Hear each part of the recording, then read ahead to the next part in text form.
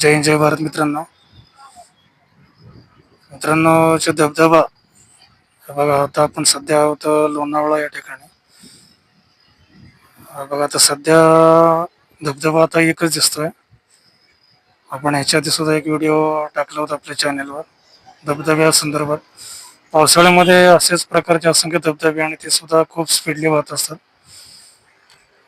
हे बघा, हे बघू शकता पूर्ण म्हणजे खाली जी दरी जी आहे, आता बघा हे सगळे दरीच दिसते खाली या ठिकाणी.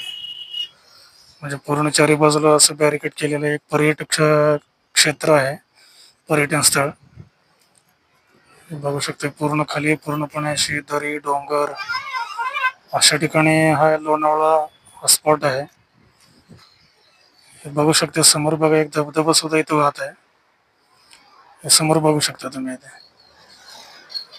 हे बघा याच्या वरती पूर्ण इथे लोकवस्ती, इमारती वगैरे, लोकांची घरं वगैरे. पण इथून जर थोडंसं जर खाली जर तुम्ही बघितलं तर पूर्णपणे दरी दिसते आपल्याला इथे. हे बघा, मला तरी वाटतं कितीतरी फूट, एक 400-500 फूट खाली एक दरी खोल असावी. हे बघू शकता.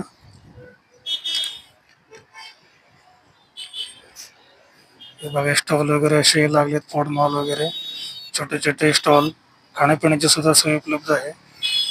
हा धबधबा आता या दिवसामध्ये सुद्धा एक धबधबा दिसतोय. पावसाळा संपून मला वाटतं 2 महिने झाले, 1 महिना झाला, तरी सुद्धा धबधबा वाहतोय बघा. पूर्ण समोर जो दिसतो ना स्पॉट, त्या ठिकाणी म्हणजे बघण्यासारखं अशा ठिकाण आहे. तर पुण्याला मुंबईला असेल तर 1 डे पण रिटर्न होऊ शकता तुम्ही. हे बघू शकता का बघा, पूर्णपणे अशी दरी धुकट असं दिसतंय आतमध्ये. 700-800 फूट मला वाटते दरी अंदाजे खोल असावी, एक अंदाज सांगतो मित्रांनो.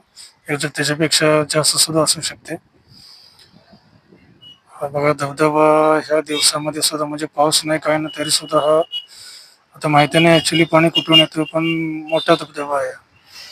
आता कॅमेऱ्यामध्ये एवढं क्लॅरिटी नाहीये, पण दिसतोय तो असं वातावरणावर बघू शकता तुम्ही.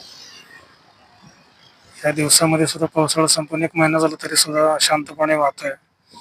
आणि दरी बघा किती खोल आहे खाली, बघू शकता तुम्ही. पर्यटक सुद्धा येत आहेत, हा संडेचा दिवस असल्यामुळे फिरण्यासाठी वगैरे. हे बघू शकता.